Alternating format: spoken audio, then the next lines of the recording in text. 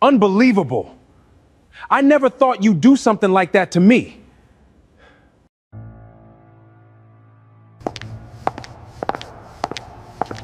Does he know I'm here?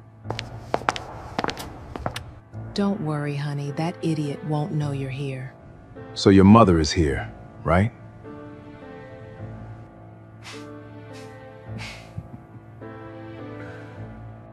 Dad, that's him. I know, son. I didn't come here to beg you to stay.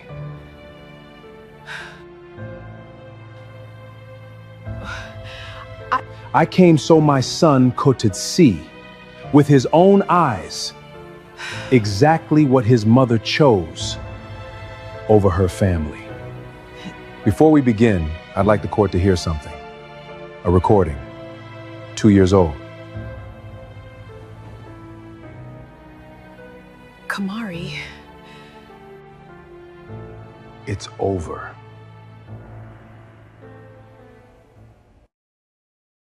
My name is Kamari Brooks. I'm 46 years old, and for most of my adult life, I believed in one simple truth.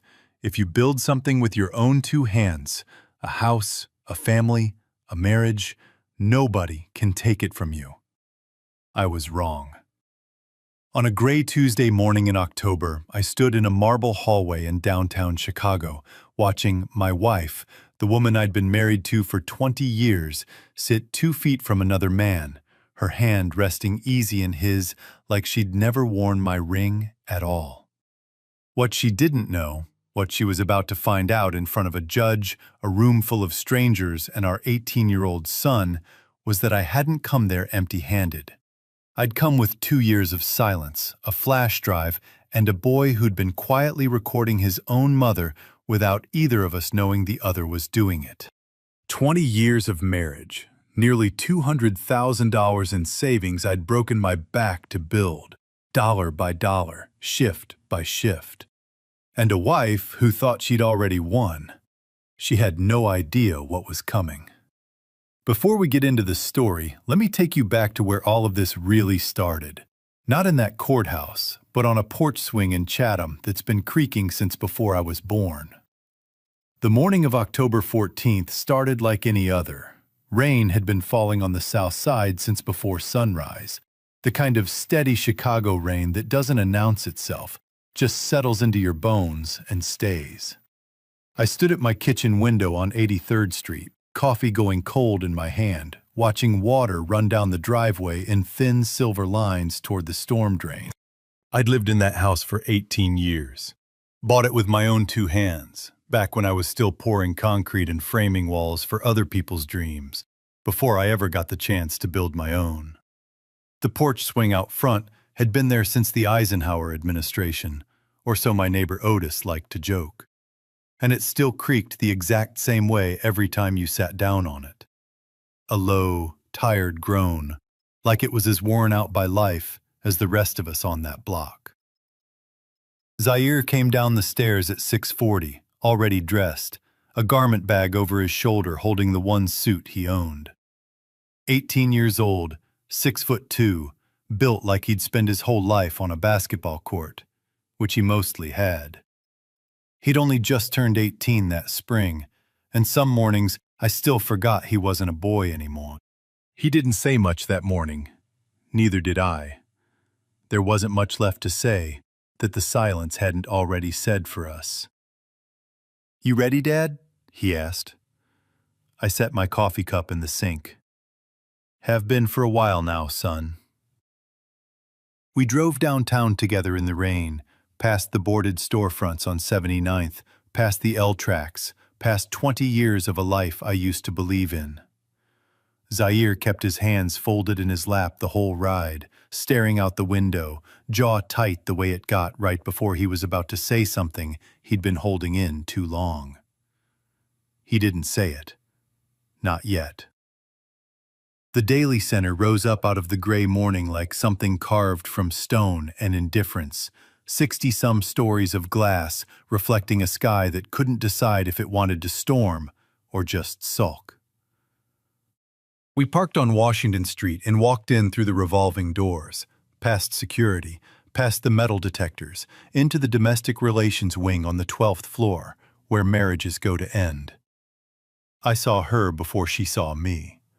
Tanisha Brooks sat on a wooden bench outside courtroom 1206, her hair freshly done, lipstick perfect. A cream-colored blazer that probably cost more than my first car. Beside her sat a man I'd only seen in photographs until that morning, Harold Sutton. 40 years old, expensive watch, the kind of tan that comes from vacations I never got invited on. His hand rested on the small of her back like he'd done it 100 times before, though his eyes kept flicking toward the elevator bank, like a man already calculating his exit. Like he owned something that used to be mine. For one disorienting second, the marble hallway fell away, and I was back on 79th Street 20 years earlier, watching that same woman walk toward me in a borrowed veil, her mother crying in the second pew. I remembered thinking, foolishly, that a man who worked with his hands could hold on to anything he built if he just held on tight enough. Standing there in that hallway, coffeeless and soaked from the rain, I understood how wrong that had been. Some things don't stay held. They just wait for you to loosen your grip. Zair's fingers dug into my shoulder. I felt the tremor in his grip before I heard the anger in his voice. "Dad," he whispered, "that's him." "I know, son." We walked closer. Tanisha looked up, and for half a second, just half a second, something flickered across her face. Surprise, maybe. Or the beginning of understanding that I wasn't the man she thought she'd left behind. I looked past her, straight at Harold, then back to her, and I said the words I'd rehearsed in my head every night for the last 6 months. Today, I brought my son here, not to beg you to stay, not to fight over furniture. I brought him here so he could see, with his own eyes, exactly what his mother chose over her family. Tanisha's mouth opened, then closed. Harold's hand slid off her back. I turned to the bailiff standing near the courtroom doors. "Before we begin, I'd like to request that the court hear something. It's on this." I held up a small flash drive between two fingers. A recording, 2 years old. The color drained from Tanisha's face so fast it was like watching a light switch flip. She knew exactly what was on it before I ever said another word. Because 2 years ago, sitting in a hotel room she thought was empty of anyone who mattered, she'd said something out loud to Harold Sutton that she never imagined would find its way back to her own husband. "Kamari still thinks I'm on a business trip. Don't worry, baby. He doesn't suspect a thing." Zair leaned in close, his voice shaking with something between fury and awe. "Dad, I got some of her calls recorded too, from this year. I didn't know what to do with them. I didn't want to hurt you." I looked at my son, 18 years old, carrying secrets he never should have had to carry, and something in my chest cracked open. 20 years worth of holding still, finally giving way. I turned back to Tanisha one last time before the bailiff called the courtroom to order. "I've known for a long time," I told her, quiet enough that only she and Harold could hear it. "I chose silence, not because I was weak, because I had a son to protect." Tanisha's eyes dropped to the floor for the first time since I'd walked in. What she didn't know yet, what none of them knew yet, was that silence had never meant surrender. It had meant I was watching, waiting, building a case the same way I'd built every house I'd ever framed, quietly, patiently, one board at a time, until the whole thing was strong enough to stand on its own. She was about to find out exactly how long I'd been building, and exactly how much her own timing had already cost her. To understand how I ended up in that courthouse hallway with a flash drive in my hand, you have to understand who I was for the 20 years before it. I met Tanisha at a cookout in Bronzeville when she was 21 and I was 24. She was studying marketing at Roosevelt University, sharp as a tack, always 3 steps ahead in any conversation. I was pouring concrete for a construction outfit on the South Side, coming home every night with dust in my boots and dreams bigger than my paycheck. She used to say she loved that about me, that I wasn't afraid of hard work. Back then, I believed her. We got married 2 years later, at 23 and 26, at a small church on 79th Street. Her mother cried. My father, rest his soul, told me I'd found a woman with ambition. And back then, that sounded like a compliment. For the first 10 years, I worked construction across Chicago. The Loop, the Gold Coast, high-rises going up faster than I could keep track of. I worked overtime whenever it was offered. Weekends, holidays, double shifts during the winter when the pay bumped up for the cold. Tanisha climbed the ladder at a mid-sized marketing firm downtown, and every promotion she earned, I celebrated like it was my own. I never once resented my wife for it. I was proud of her. What I didn't expect was how quietly that pride would start costing me pieces of myself. When Zaire was 12, my foreman offered me a project management position on a high-rise going up in the Loop. Better pay, better hours, the kind of opportunity a man like me doesn't usually get handed twice. I came home that night lit up like I hadn't been in years. Tanisha didn't share the excitement. I need you here, Kamari, she said, not even looking up from her laptop. Zaire needs stability, and with my hours right now, somebody has to be flexible. So I turned it down. Stayed in the job I already had, kept the same hours, kept things steady at home so she could keep climbing. I told myself, that's what a good husband does. That's what a good father does. 3 months later, at her company's holiday party, I overheard her laughing with a group of her colleagues, a glass of wine in her hand. And I heard her say the words that I've never quite been able to shake loose from my chest since. Kamari? Oh, he just builds houses. She said it light, breezy, like it was a joke everybody was in on. Like 20 years of 16-hour days pouring foundations and framing walls for other people's dreams added up to nothing more than a punchline at a party I wasn't even supposed to be standing close enough to hear. I didn't say anything that night. I just refilled my own glass and smiled through the rest of the party, because that's what I'd learned to do. Smile, stay steady, keep the peace. I told myself silence was love. I've since learned that sometimes silence is just the first mile marker on a very long road to regret. By 2 years ago, the signs were everywhere if you knew where to look, and by then, I did. Tanisha had been promoted to senior director, and with the new title came new hours, new networking events, new names that started showing up in her conversations more than they used to. One name in particular, Harold Sutton, a client from one of her firm's biggest accounts.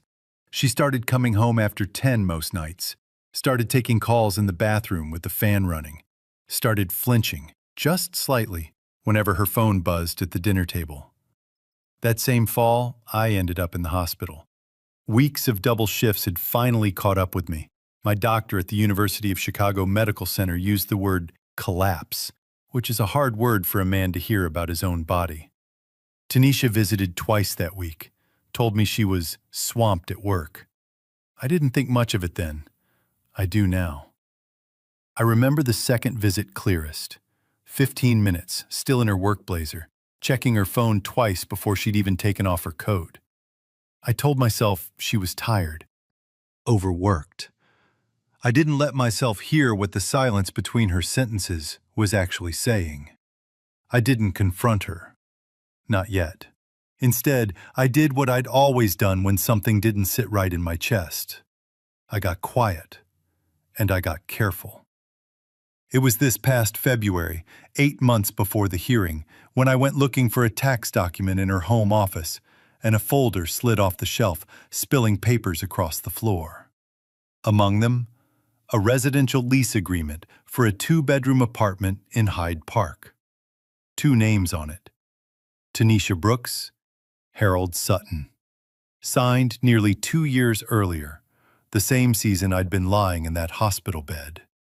Tucked beneath it was a bank document I only half registered that day, a signature at the bottom that looked like mine, but sat at an angle I never write in. I told myself I was seeing things. I put it back with the rest, unread all the way through, and I've thought about that decision more than almost any other since. I put the folder back exactly the way I found it. I didn't say a word. That night, I started keeping a record of my own. Dates, times, bank statements. I photographed documents on my phone when she was in the shower. I wasn't building a case out of anger. I was building it out of something steadier and colder than anger. The understanding that I was going to need proof because a man like me, quiet and unassuming, doesn't get believed on his word alone. Not against a woman who could talk her way into a room and out of a mistake in the same breath. It was Zaire who broke the silence wide open, though, not me. About 6 months before the hearing, he came home from basketball practice early and walked into the kitchen to find his mother wrapped in Harold Sutton's arms, laughing about something neither of them heard him enter for. He backed out without a word and drove around the block 4 times before he came inside for real. He didn't tell me that night. He carried it alone for months.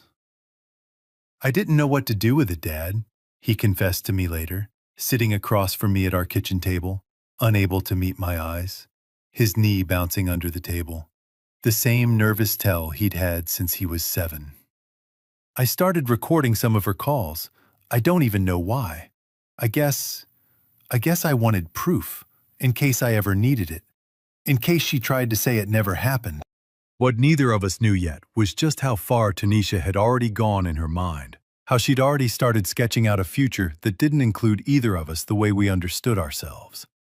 I found that out the same week Zaire showed me his recordings, sitting alone in my dark living room at 11 at night, headphones in, replaying a call between Tanisha and Harold that I wasn't supposed to hear.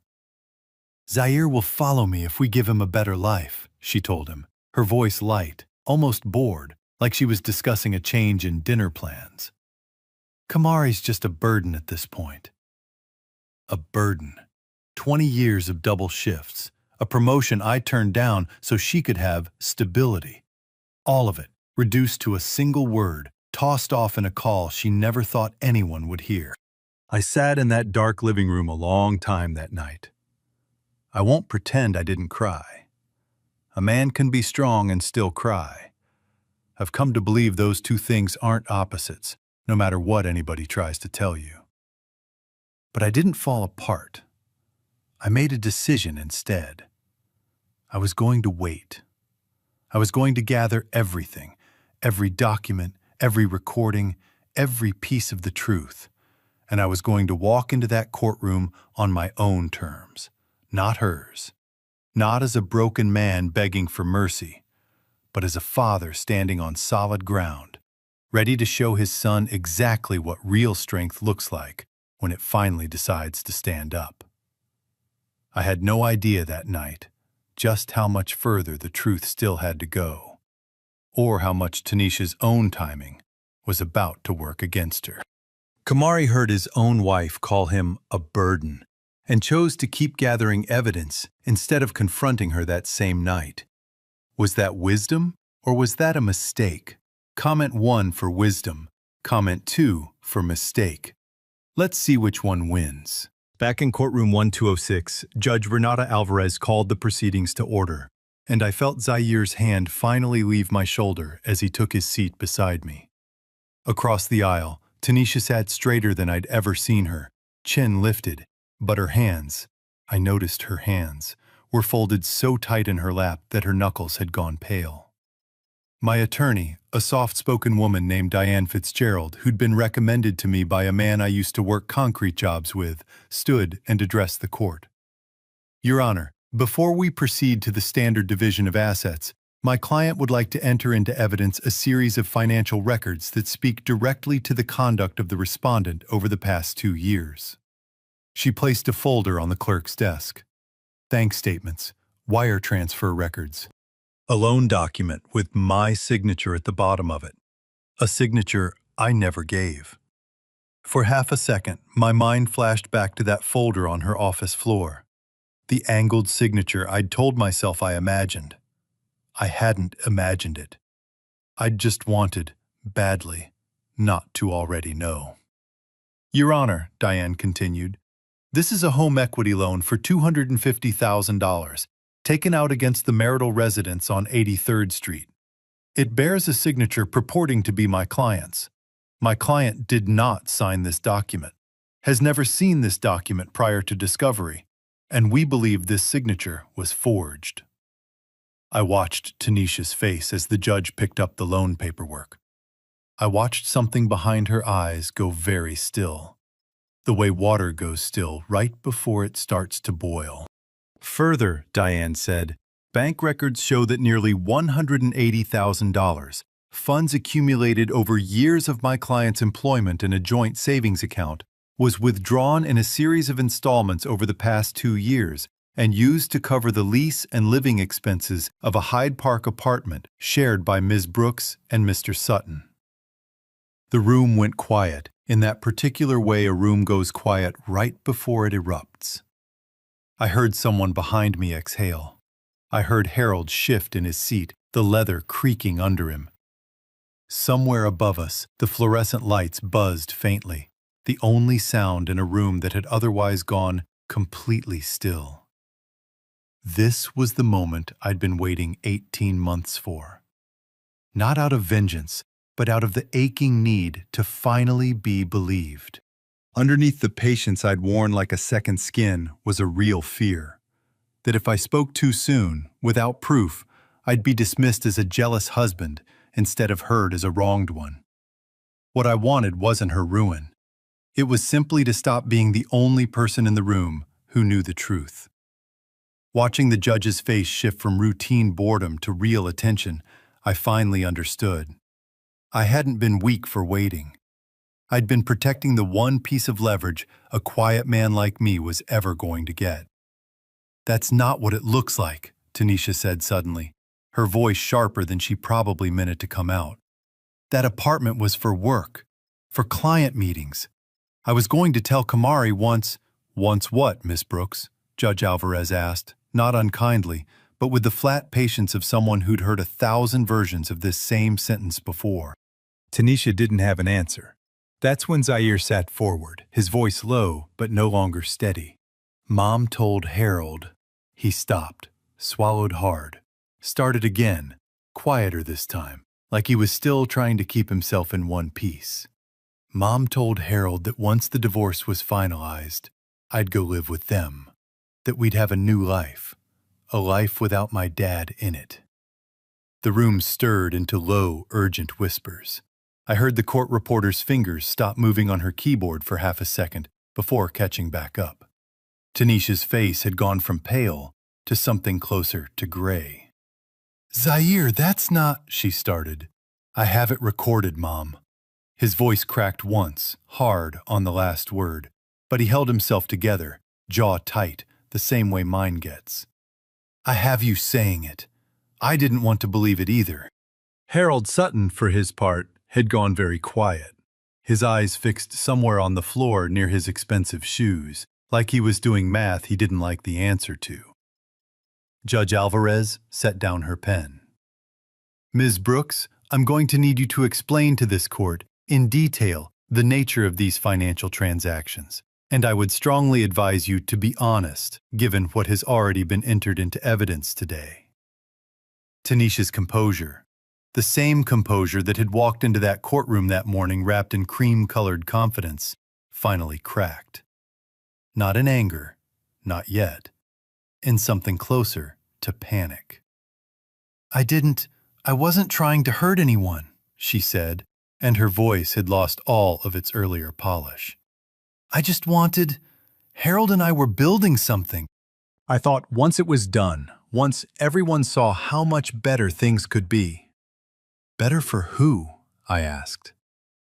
It was the first thing I'd said since the recordings played. My voice came out steadier than I expected it to. 20 years of silence has a strange way of teaching a man how to speak calmly, even when his whole chest is on fire. Tanisha looked at me, and for one brief moment, I saw something in her face I hadn't seen in years. Not love, not exactly. Something closer to the recognition of a person she used to know.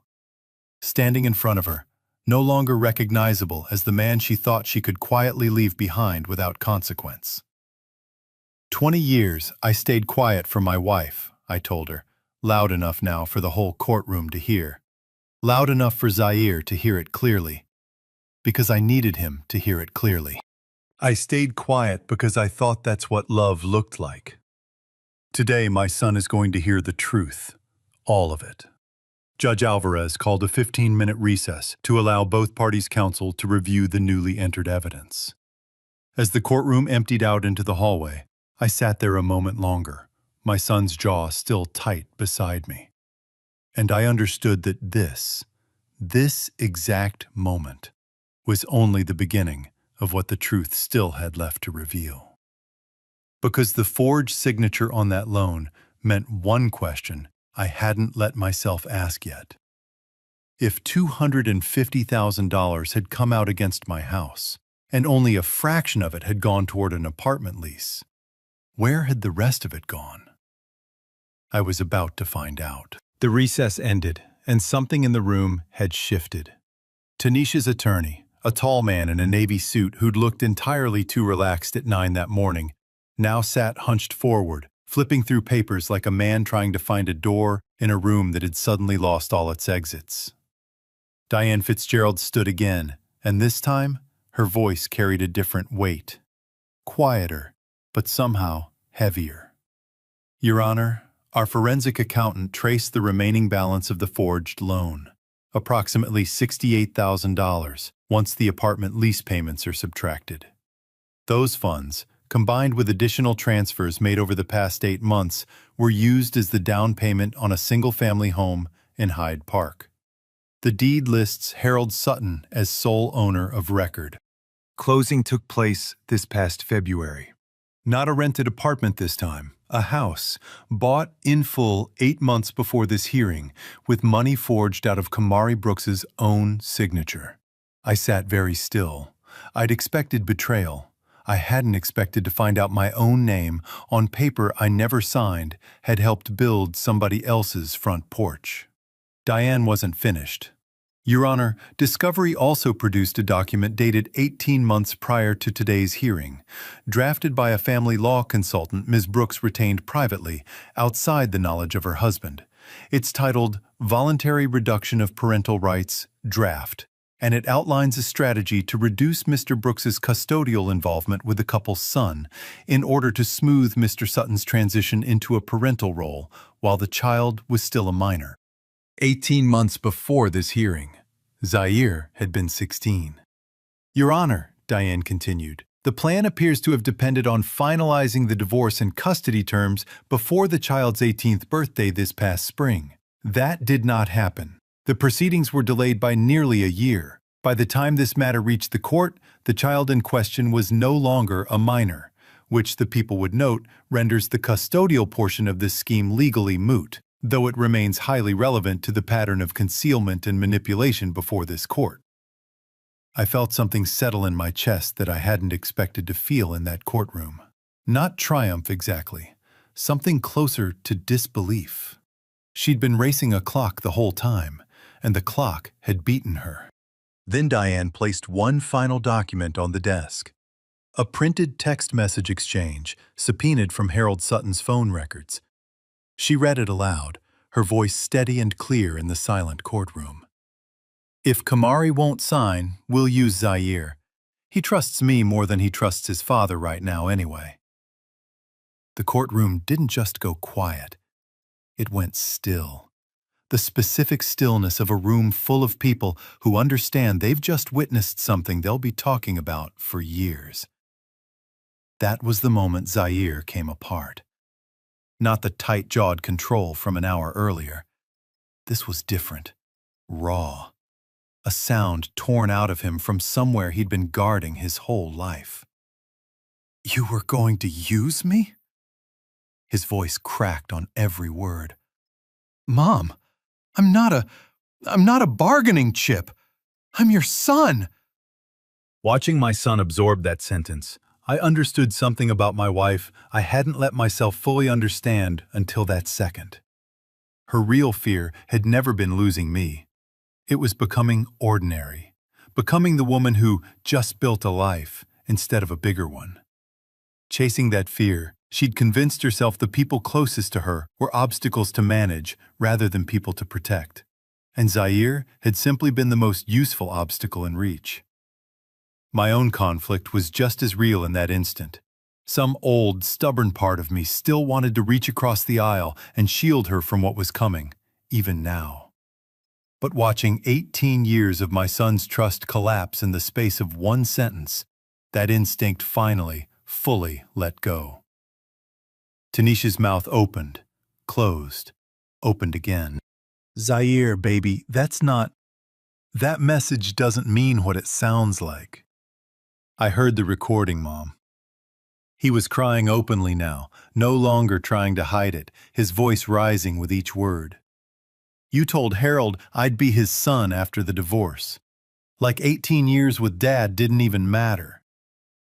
Harold Sutton, who had said almost nothing through the entire proceeding, suddenly stood, his chair scraping hard against the floor, loud enough that a few people in the gallery flinched, his composure finally giving way. "Tanisha, what is he talking about? You told me the loan was clean. You told me none of this would come out." "Harold, please," Tanisha reached for his arm. He pulled it back like her touch had gone cold. "You said this would be simple. Now there's a forged signature with my name attached to the money trail, and your own son has recordings? I'm not getting pulled into a fraud case." He shook his head, already backing toward the courtroom doors.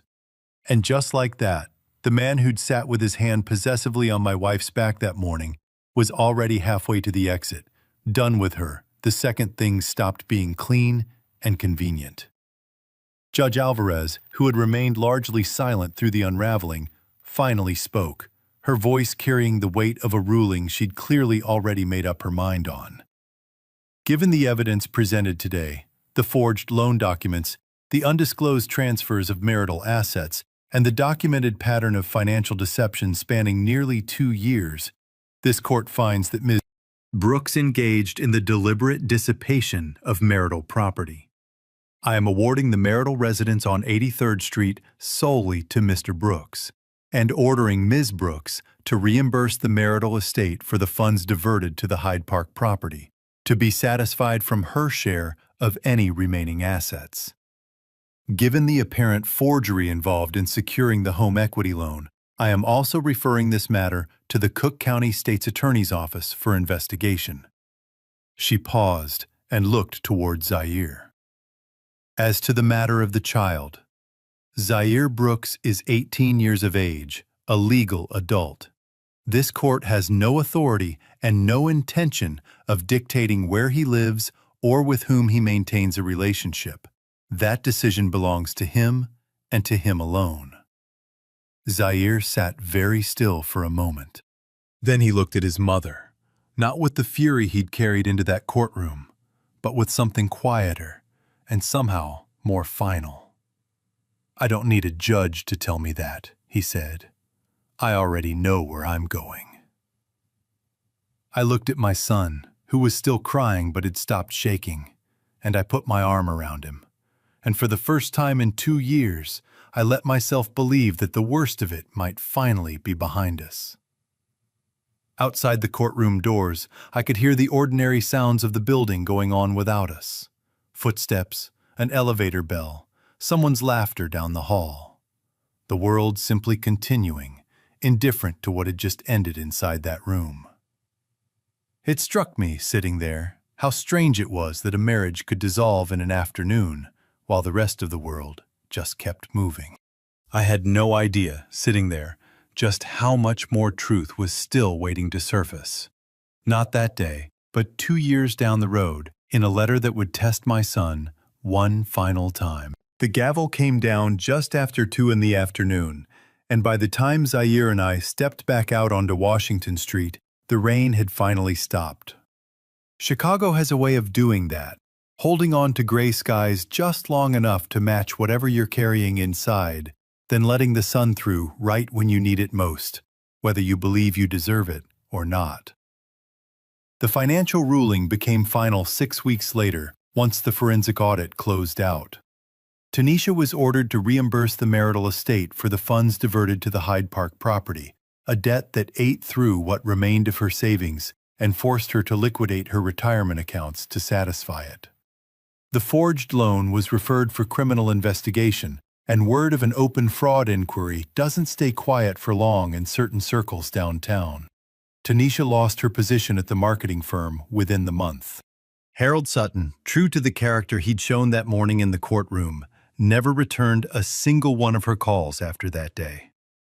I heard through mutual acquaintances that the Hyde Park house went up for sale within weeks, Harold eager to distance himself from anything with her name still attached to it.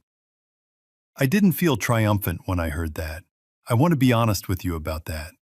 I felt something closer to tired.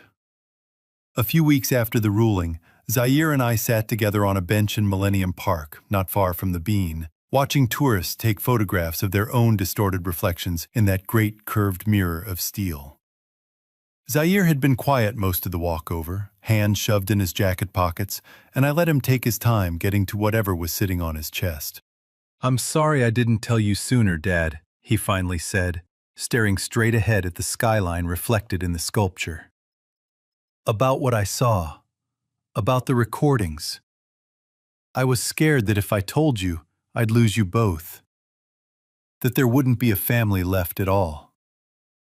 I put my hand on the back of his neck, the way I used to when he was small enough to carry on my shoulders through this same park. "Son, I'm the one who owes you an apology," I told him.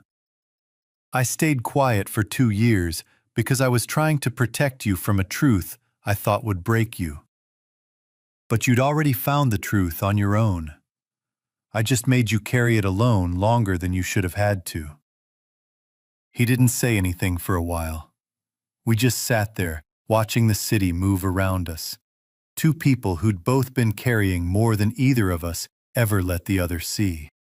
My wife had tried in the weeks that followed to reach him. Phone calls that went unanswered. A handful of letters, each one returned unopened at first, though eventually Zaire began reading them without responding. No court order stood between them. That had never been the court's to decide, and both of us knew it. It was entirely Zaire's choice, and I told him only that whatever relationship he wanted to have with his mother going forward, distant or eventually closer, belonged to him, and I would support whatever he chose, without ever making him feel like choosing her was a betrayal of me. "I don't think I'm ready to see her," he told me one evening, months later, sitting across from me at our new kitchen table in the smaller apartment we'd moved into in Chatham, closer to my sister's place, closer to the neighborhood I'd grown up in. "Maybe someday, not yet." "That's all right, son," I told him. "There's no clock on that kind of forgiveness. Take whatever time you need." I made some changes of my own in those months, too. I stepped back from the overtime hours I'd worked my whole career, took a foreman position that let me be home for dinner most nights instead of just weekends. I started spending my Saturday mornings the way I used to before life got so complicated. Sitting on that same creaky porch swing with a cup of coffee, watching the neighborhood wake up slow, waving at Otis when he came out to get his paper. And I started something new. A small support group meeting Thursday evenings in the basement of a church not far from my old house. A handful of black fathers on the South Side, some divorced, some widowed, some just raising sons and daughters alone and looking for somewhere to say the things they didn't know how to say anywhere else. We didn't have a fancy name for it at first. We just called it Thursdays. 6 men became 10. 10 became 20-some by spring. I never set out to become somebody's example of anything. I just wanted my son to see that a man could lose almost everything and still choose every single morning to get back up and build something worth having again. There was still an ache in me those months, if I'm being honest with you. Some nights, I'd sit alone on that porch after Zaire had gone up to bed, and I'd feel the particular hollowness of 20 years unraveling all at once. Grief doesn't disappear just because justice arrives. I learned that the hard way. But I also learned that peace doesn't require the absence of grief. It just requires you to keep choosing to build, even while you're still healing. Some evenings, I'd catch myself listening for her key in the door, out of old habit. 20 years of routine slower to unlearn than I expected. I never told Zaire that part. Some griefs are a father's to carry quietly, so his son can rest a little easier. I had no idea, sitting on that porch swing those quiet evenings, just how far my son and I still had left to go. Or how, 2 years later, one final letter would test everything we'd both worked so hard to rebuild. 2 years passed the way years tend to when you finally stop bracing yourself against them.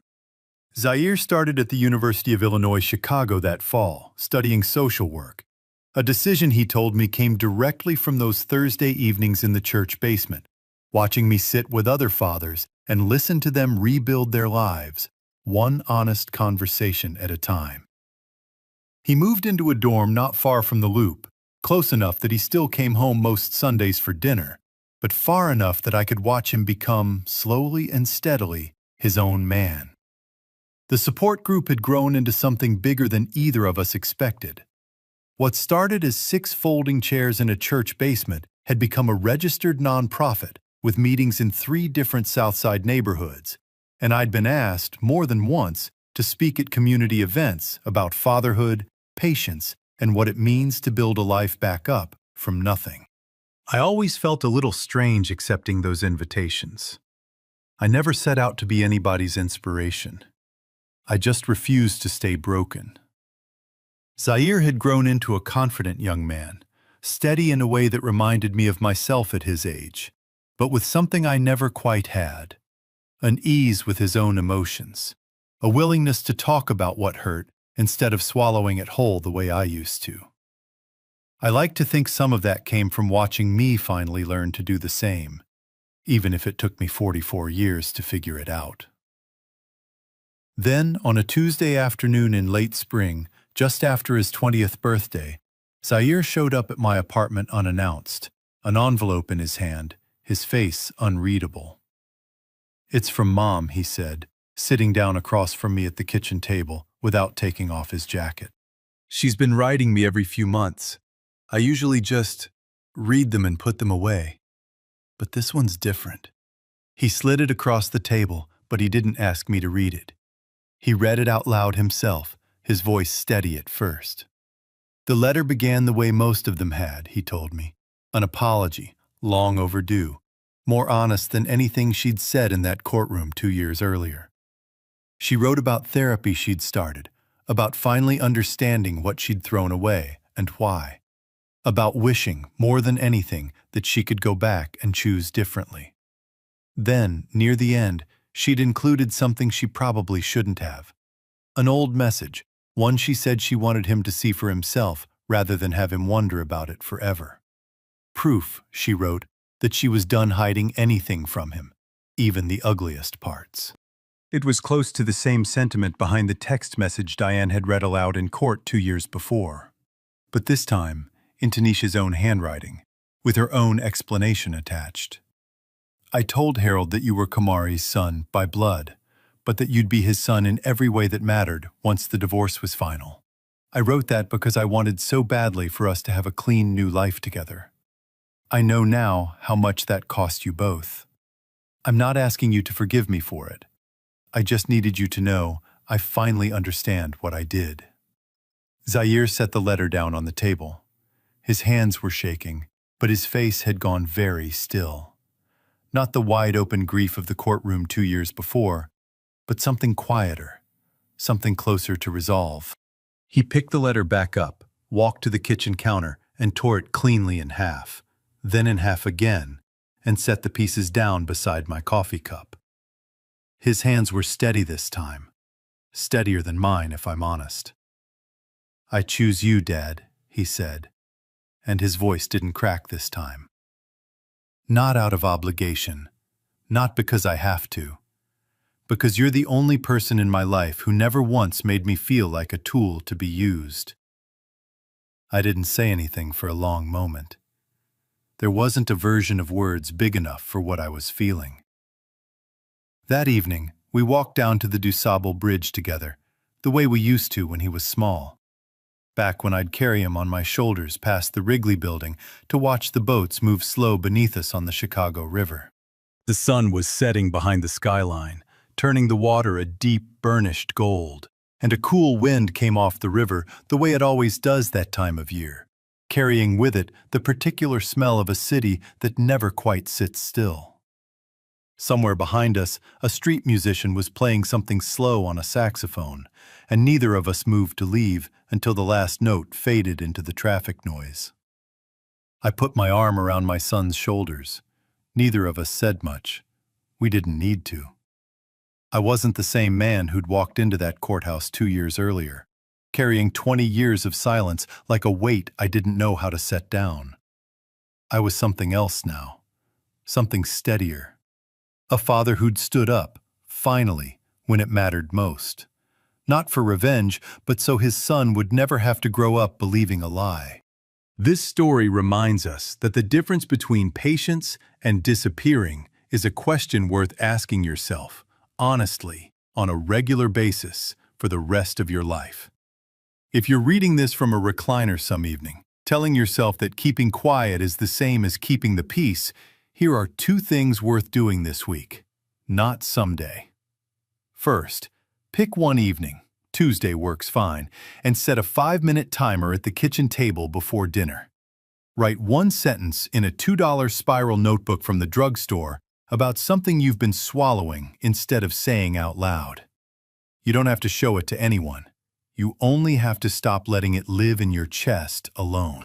Second, if there's a grandson or a son in your life who watches how you carry disappointment, invite him over this Saturday to fix something small around the house together. A leaky faucet, a wobbly porch step, and while your hands are busy, tell him plainly what a good man does when nobody's applauding him for it. Not a lecture, just the 2 of you, a wrench and one true sentence. Dignity isn't loud. It's not a courtroom speech or a slammed door. It's choosing, quietly and repeatedly, not to let disrespect become the shape of your life. And if you have sons or grandsons watching you, let them see exactly what that choice looks like up close, on an ordinary Tuesday, long before they ever need it themselves. Real people wrote these scripts with passion and purpose to spark reflection and change. AI was merely a helpful tool that polished the delivery, making sure profound messages about respect, redemption, and human dignity reached as many hearts as possible. Production team: Story and screenplay by Quinn Fung. Character development and visual conceptualization by Chris Nguyen. Video scripting and scene adaptation by David Nguyen. A passionate team dedicated to bringing this story to life.